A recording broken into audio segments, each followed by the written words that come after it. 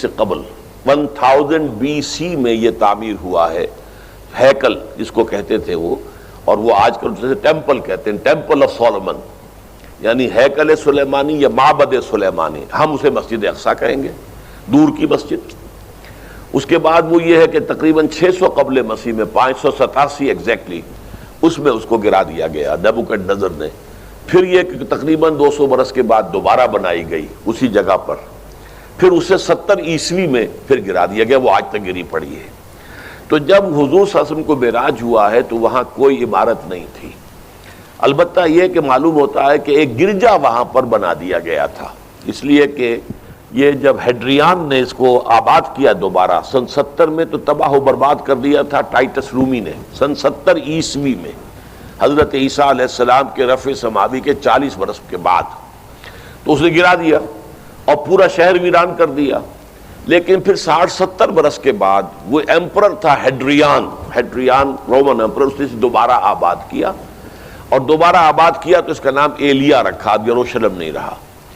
اور پھر یہ کہ جب سن 300 عیسوی میں جو ایمپرر کانسٹنٹائن تھا قسطنطین، وہ جب عیسائی ہو گیا تو اب یہ پوری مملکت عیسائی ہو گئی، تو پھر وہاں ایک گرجا تعمیر کر دیا گیا۔ اس گرجا میں حضرت عمر گئے تھے، جب انہوں نے ہینڈ اوور کیا ہے حضرت عمر کو وہاں کے عیسائیوں نے، تو جب حضرت عمر اس گرجا کے اندر ہی ابھی تھے، دیکھ رہے تھے جگہ، تو نماز ظہر کا وقت ہو گیا، تو حضرت عمر نے فرمایا کہ میرا نماز کا وقت ہے، تو انہوں نے کہا وہاں کے عیسائیوں نے کہ آپ یہیں پڑھ لیجیے، آپ نے فرمایا نہیں، اگر میں یہاں پڑھوں گا تو اسے پھر مسلمان مسجد بنا لیں گے۔ تو باپ باہر گئے اور اس قبۃ الصخرہ کے اوپر جا کے نماز پڑھی آپ نے۔ یہ جو اس وقت جو ڈوم نظر آتا ہے یہ ہے وہ چٹان، اور یہ بڑی اس کے اوپر گردہ وردہ پڑا ہوا تھا، کچرا وچرا تھا، اسے صاف کیا اور اس پر آپ نے نماز پڑھی، اس لیے کہ یہیں سے اصل میں معراج ہوا تھا حضور صلی اللہ علیہ وسلم کو۔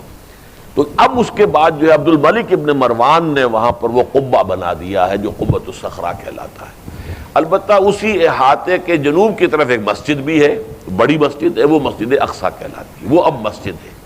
یہ قبہ جو ہے بنیادی طور پر مسجد نہیں ہے، یہ تو یوں سمجھیے کہ جیسے کوئی ہمارے ہاں مقبرہ ہوتا ہے، درمیان میں قبر ہے، اس کے اوپر بڑا سا گنبد بنا دیا ہے، چاروں طرف جو ہے زائرین کے لیے جگہ ہے، ایسے ہی یہ وہ چٹان ہے۔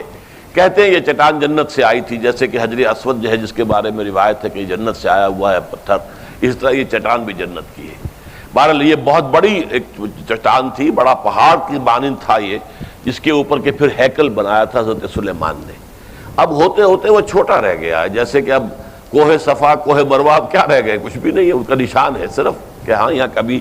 ایک پہاڑی ہوتی ہوگی جس کے کچھ پتھر جو ہیں وہ نظر آ رہے ہیں۔ اسی طرح سے وہ ایک چٹان ہے، اگرچہ بہت بڑی ہے کوہ صفا اور مروہ کے مقابلے میں، تو اس کے گرد ایک پلیٹ فارم سا بنا دیا گیا ہے اور اس کے اوپر یہ قبہ ہے۔ تو یہ ہے اصل میں جو کہ حرم الشریف کہلاتا ہے اس وقت، اور سارا جھگڑا جو ہے یہود کا اور مسلمانوں کا وہ اس پر ہے۔ ورنہ یہودی براق جو ہے، جو یہودی وزیر اعظم ہے اس وقت، اس نے یہ آفر تو کر لی تھی کہ ٹھیک ہے مسجد اقصی موجود رہے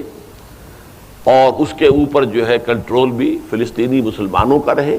لیکن یہ قبۃ الصخرہ پر نہیں ہے، اس لیے کہ یہ ہے وہ جگہ جہاں انہیں اس کو گرا کر اور اپنا تھرڈ ٹیمپل تعمیر کرنا ہے۔ یہ انہوں نے اپنے یہودی جو مذہبی عناصر ہیں انہیں رشوت دے رکھی ہے کہ باقی ہر معاملے میں تم ہمیں اجازت دے دو کہ ہم نے سینائی واپس کر دیا، ٹھیک ہے، گولان ہائٹس بھی واپس کر دیں گے شام کو، اور اسی طریقے سے ویسٹ بینک وغیرہ پر ہم ایک فلسطینی ریاست بنا رہے ہیں، تم اس کی اجازت ہمیں دے دو،